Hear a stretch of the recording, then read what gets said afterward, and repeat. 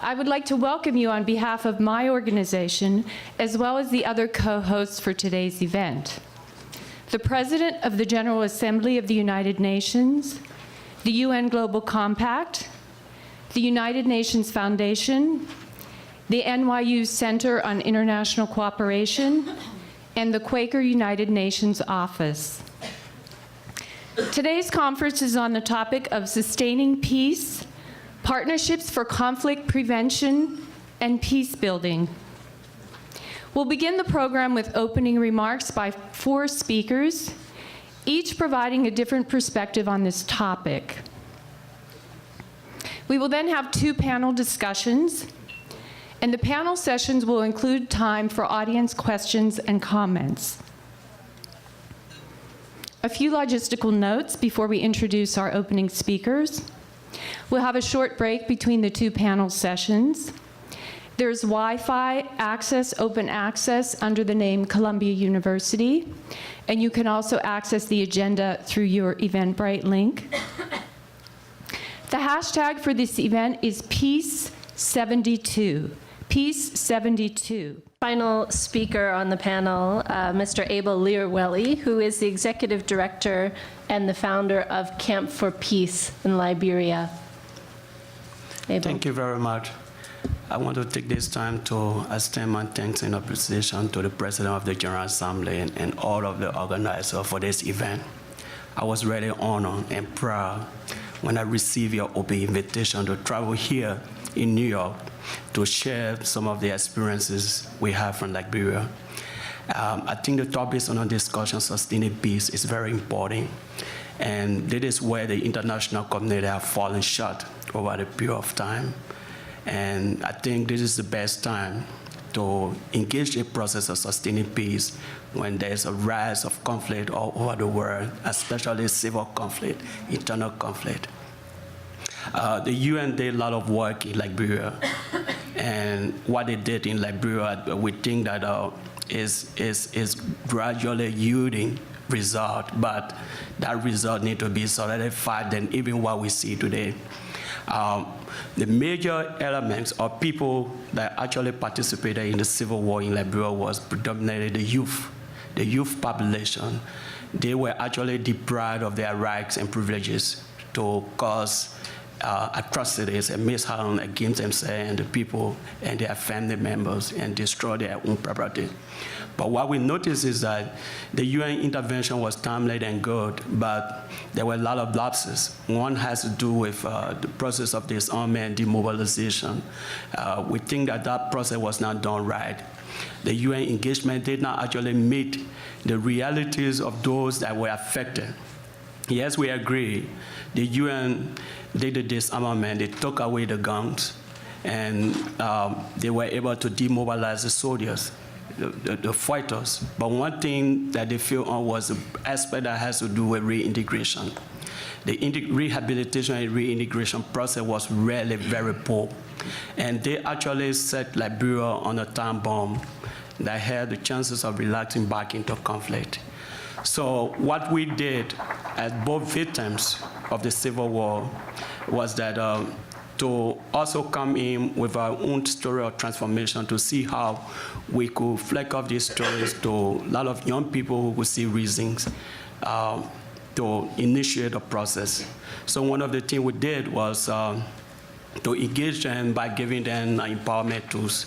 Because when they went back, after the disarmament process back to their community, most of them were being rejected and discriminated by the very community people who they created some of these atrocities against. So then the issue of national reconciliation became a very sticky issue. But then how could we approach it from different levels? So one of the things we did was to actually give them some sort of empowerment backed by the kind of a psychosocial support to go back to their communities. And we introduced that model and it worked very well.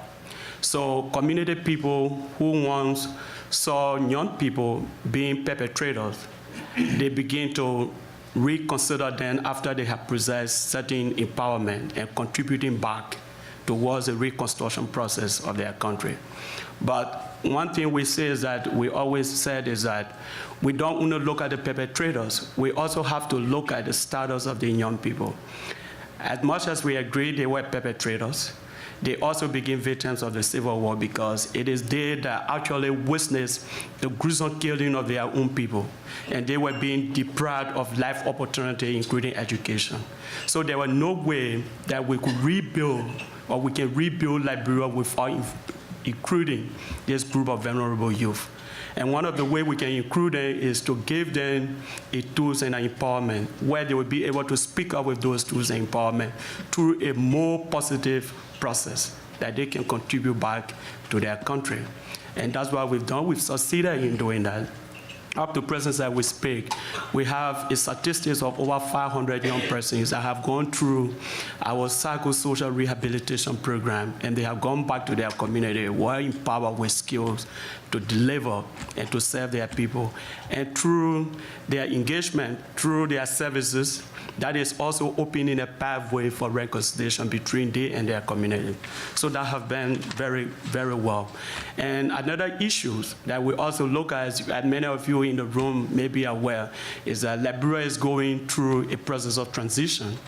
Right now we have our first post-war elections that is exclusively supervised, monitored, and conducted by Liberians themselves. The last two elections have more or less been a kind of elections policed by the international community, like the United Nations missions in Liberia. But this time around, it's about Liberia doing it themselves. So there were fear so much across the broader spectrum of our country that in the absence of UNMIL, Liberia was going to relapse back into conflict. So what we did as civil society group was to commemorate our effort, to put our effort together and say this is not about the UN, not about the government alone. So civil society have to be greatly involved. So we engage the entire community with the message of peace, with the message of tolerance. And our focus was mostly on young people because they are in good numbers, the youth. You find them at various political parties' headquarters. You find them in every street corner of our country. So we needed to positively engage them at all levels. So the message of peace were being preached and practiced by the very youth. And we see that that is really resonating very well with our country right now. As you witness, listening to the news, there have been so many political stalemate around our elections. But one good thing we can say is that these political disruptions have never entered into major violence today. Liberians have remained very patient, very stable, and the youth have remained very stable. So we are very proud of that, and we hope to continue using these kinds of engagement. So the issue of sustaining peace and including local stakeholders into the process of peace building is very key. It's very key to the sustainability and development of any institution. So I will stop that fire and then entertain questions. Thanks very much. I actually think this is the perfect way to conclude the panel because it wraps up, I think, many of the themes that we've been talking about, you know, in particular the need for nationally led processes, for them to be inclusive, but also the need to solidify gains, right, that have already been created. So I'm going to open the floor now for some questions and answers and dialogue, and even maybe probing some of the speakers on some of the examples that they wanted to give but didn't have the time to do so. And I'd like to get a signal for how long this should last, because according to my clock, we only have 8 minutes for this discussion. So perhaps we can have a discussion.